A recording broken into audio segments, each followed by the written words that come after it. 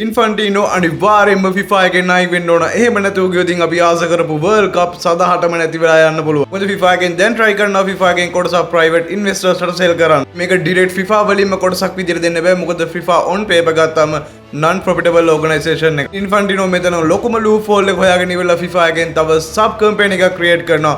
FIFA Forward Enterprises කියලා. ඒ company එකට තමයි FIFA World Cup එකේ commercial අයිතිය යන්නේ. ඉතින් FIFA එකේ මේ අලුතෙන් හදපු company එක බිලියන 20ක වගේ value කරලා තියෙනවා. commercial rights ඔක්කොම ඒ company එකට යනවා කියන්නේ FIFA එකේ ගොඩක්ම සල්ලි හොයන්න තැන වෙන්නේ එතන. FIFA එකෙන් decide කරලා තියෙන්නේ ඒ බිලියන 20ක වගේ value කරන company එකෙන් 120ක් විතර private investors ට sell කරන්න. ඒ investment එක ගොඩක් දුරට බිලියන 4යි 6යි අතර ගාණක් වෙන්න පුළුවන්. ඉතින් FIFA එකෙන් නම් මේක announce කරේ මේ හම්බෙන සල්ලි ඔක්කොම ආයේ football වලටම reinvest කරනවා කියලා. ඉතින් මේ වගේ decision එකක් හැම වෙලාවෙම voting system එකක් කරා තමයි යන්නේ. ඒ කියන්නේ FIFA එකේ ඉන්න රටවල් 211ම මේකට vote කරන්න ඕන. ඉන්ෆන්ටිනෝ මේ රටවල් ඔක්කොම vote කරන්න end date එකක් දීලා තියෙනවා සැප්තැම්බර් 21 විදියට. ඉතින් මේ vote කරන්න කියලා තියෙන්නේ නිකන් නෙමෙයි. ඉතින් ඔය country එක මේකට කැමතියි කියලා vote කර ඉතින් ඔයාලට ඊළඟ අවුරුදු 4ටම මිලියන 40ක් දුරට සල්ලි හම්බ වෙනවා ෆුට්බෝල් ඩිවෙලොප් කරන්න. මොකක් හරි country එකක් මේකට කැමති නැහැ කියලා vote කර ඉතින් ඒගොල්ලන්ට හම්බෙන ඊළඟ අවුරුදු 4ටම මිලියන 10ක් විතර. ඉතින් සරලවම අපි කිව්වොත් මේවා තමයි vote සල්ලි දීලා ගන්නවා කියන්නේ. ඉතින් ඇත්තට මේක ලංකාව වගේ පොඩි රටකට මේ වගේ price එකක් හම්බ වෙනාගෙන ෆුට්බෝල් වල ලොකු දියුණුවක් කරන්න පුළුවන්. FIFA එකෙන් නම් කියපු විදියට තියෙන investors ලා කොයි වෙලාවකවත් මේ World Cup football වලට අත තියන්නවත් එන්නේ නැහැ කියලා. මේවා ඇත්තටම නිකන් බොරු බයිලා විතරයි කියලා ඕනම කෙනෙක් දන්නවා. ඉන්වෙස්ටර් කෙනෙක් බිලියන 4ක් 6ක් වගේ මුදලක් ඉන්වෙස්ට් කරලා ඉවරලා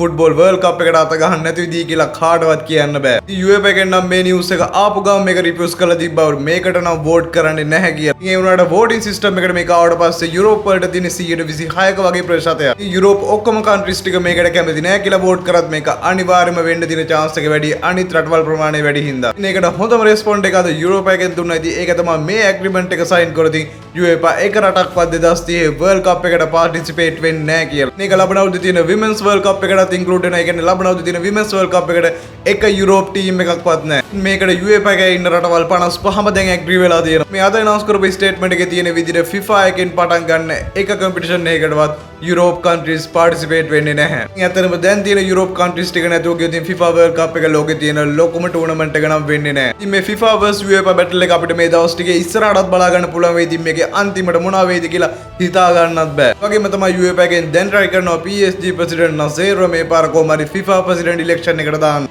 Nasser මේක දැනටමත් reviews කරලා තියෙනකොට බලමු අපි ඉස්සරහට මේ වල වෙනස් වෙන්න පුළුවන් අනිවාර්යයෙන්ම.